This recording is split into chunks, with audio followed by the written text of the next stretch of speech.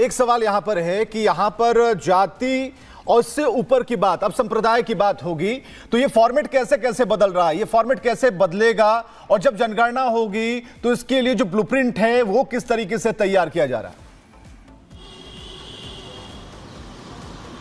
देखिए, ये जो फॉर्मेट तैयार किया जाता है, जो फॉर्म भरवाया जाता है प्रत्येक व्यक्ति से, जिससे पूछ करके वो अधिकारी भरता है, उसमें तमाम ऐसे कॉलम्स होते हैं जिसके आधार पर देश के तमाम मुद्दों को, तमाम सवालों को हल किया जाता है सरकार की तरफ से, और सरकार के पास एक आंकड़ा रहता है, एक ऑथेंटिक आंकड़ा रहता है। लेकिन इस बार अगर देखना होगा कि क्या फॉर्मेट में ये भी डाला जाता है, ये कॉलम होता है कि आपकी जाति क्या है, आप किस धर्म से आते हैं, या किस क्षेत्र से आते हैं, या किस तरह की आपका बैकग्राउंड है। ये कई चीजें हो सकता है उसमें कॉलम बढ़ाई जाए, लेकिन अभी ये कुछ क्लियर नहीं है। जो पुराना फॉर्मेट है उसके आधार पर अगर कहा जाए तो उसमें सिर्फ आपका नाम, आपका पता, आप कहां के रहने वाले हैं, आपकी इनकम कितनी है, आपके परिवार में कितने लोग हैं, ये सारी चीज उस आंकड़ों में होती थी। लेकिन जिस तरह से जाति जनगणना की बात कराई गई, आपने देखा होगा बिहार में कराया गया,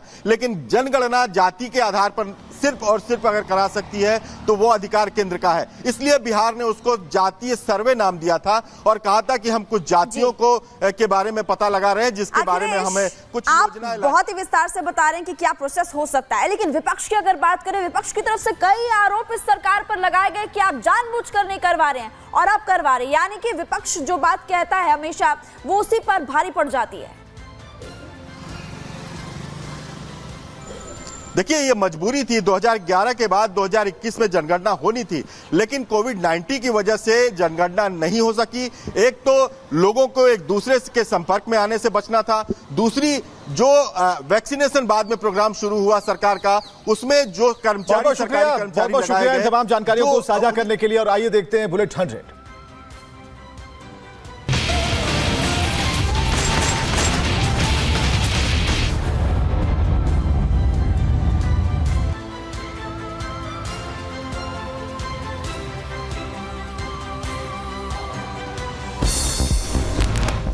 दिल्ली में हवा की गुणवत्ता हुई बेहद खराब, 300 पार पहुंचा AQI। आनंद विहार में AQI 358, मुंडका में 367 दर्ज हुआ AQI। और दिल्ली में बढ़ते प्रदूषण की वजह से यमुना पर पड़ा असर, नदी के पानी में नजर आया झाग, ड्रोन तस्वीरें भी सामने आई। ताजनगरी में भी खराब हुई आबो हवा, सुबह सुबह ताजमहल के पास आई धुंध नजर। प्रदूषण बढ़ने की वजह से लोगों को करना पड़ रहा परेशानियों का सामना।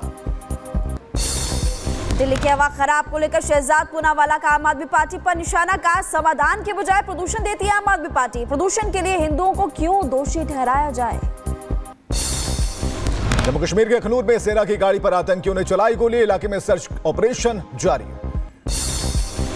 और हमले के पीछे 3 आतंकियों के होने की सूचना, अलर्ट मोड पर सेना, आतंकवादियों के नए समूह के घुसपैठ की संभावना। आतंक के खिलाफ सुरक्षा बलों को बड़ी कामयाबी, उत्तरी कश्मीर के हंदवाड़ा से लश्कर आतंकी गिरफ्तार, एक पिस्टल समेत कई संवेदनशील सामान बरामद। प्रधानमंत्री मोदी स्पेन के प्रधानमंत्री का वडोदरा दौरा आज, और सुबह करीब 9:30 बजे रोड शो करेंगे वडोदरा में। Tata advance system Airbus project और भारत माता सरोवर का करेंगे उद्घाटन।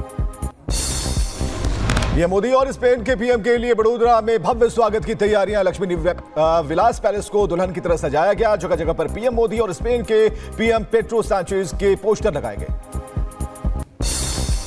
शिवसेना शिंदे गुट की दूसरी लिस्ट जारी, 20 उम्मीदवारों का ऐलान किया गया। वर्ली से आदित्य ठाकरे के खिलाफ मिले देवड़ा को टिकट, तो डिंडोशी से संजय निरुपम और कुंडाल से नीलेश राणे लड़ेंगे चुनाव। टिकट मिलने के बाद संजय निरुपम की पहली प्रतिक्रिया, बोले जैसे हरियाणा में बीजेपी का भगवा लहराया है उसी तरह महाराष्ट्र में महायुति का भगवा लहराएंगे। कांग्रेस नेता के विवादित बयान पर भावुक हुई सीता सोरेन, कहा कि इरफान अंसारी को आदिवासी गांव में नहीं दिया जाएगा प्रवेश।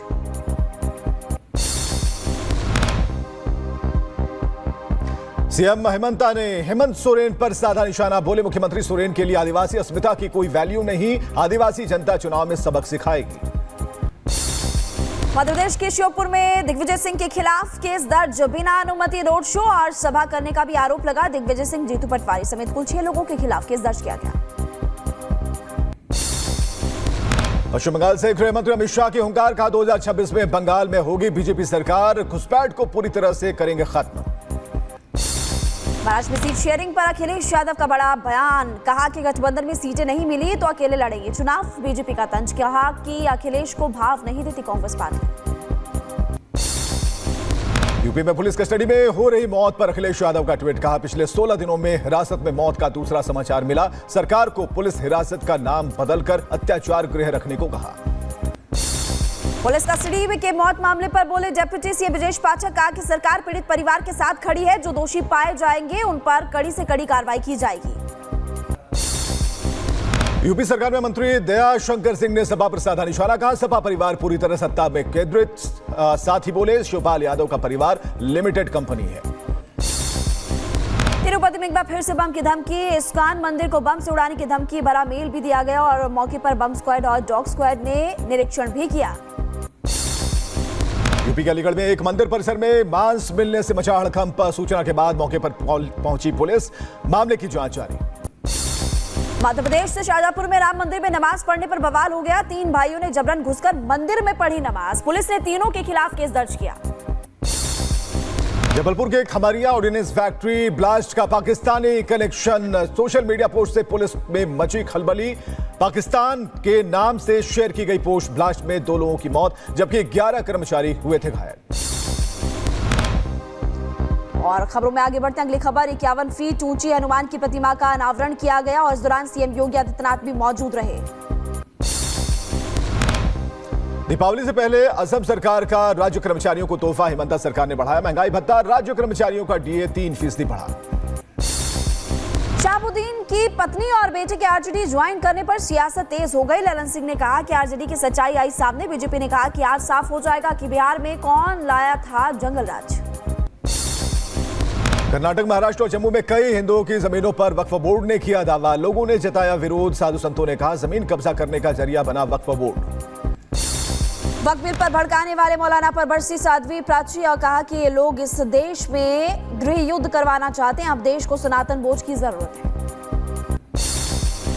यूपी के बदायूं में रिश्वत लेकर लेखपाल ने दिया छात्र का जाति प्रमाण पत्र, रिश्वत में बियर लेते पकड़ा गया लेखपाल, वीडियो सोशल मीडिया पर वायरल। उत्तर प्रदेश के एटा में आवारा कुत्तों का आतंक, 3 मासूम बच्चों पर हमला किया, स्थानीय लोगों ने दहशत। गाजियाबाद में पुलिस और बदमाश के बीच मुठभेड़, बदमाश ने पुलिस पर चलाई गोली, जवाबी कार्रवाई में घायल हुआ बदमाश, पुलिस ने गिरफ्तार कर अस्पताल में करवाया भर्ती। ग्रेटर नोएडा में पुलिस और बदमाशों के बीच मुठभेड़ हुई, बदमाश के पैर में लगी गोली और पुलिस ने हिरासत में लेकर अस्पताल में कराया भर्ती। गाजियाबाद में पुलिस ने किया बदमाश का एनकाउंटर, मुठभेड़ के बाद बदमाश गिरफ्तार, पुलिस ने हथियार और चोरी का सामान किया बरामद। दिल्ली के जामिया नगर इलाके में पुलिसकर्मी पर हमला, बाइक पर सवार 2 लोगों ने एसएचओ को पीटा, जांच के बाद दोनों आरोपियों को किया गया गिरफ्तार। यूपी के मैनपुरी में पुलिस और बदमाशों के बीच मुठभेड़, गोलीबारी के दौरान वांछित आरोपी को किया गया गिरफ्तार। ग्रेटर नोएडा में खनन माफिया के खिलाफ कार्रवाई, मामले में एक युवक को किया गया गिरफ्तार, युवक के कब्जे से पोप्लेन मशीन को भी किया गया जब्त। यूपी के मैनपुरी में पुलिस और बदमाश के बीच हुई मुठभेड़, जवाबी कार्रवाई में बदमाश के पैर में लगी गोली, बदमाश के पास से एक तमंचा, कारतूस और बाइक बरामद। और मुरादाबाद में 2 सगी बहनों का अपहरण करने वाले का एनकाउंटर हुआ, जवाबी कार्रवाई में बदमाश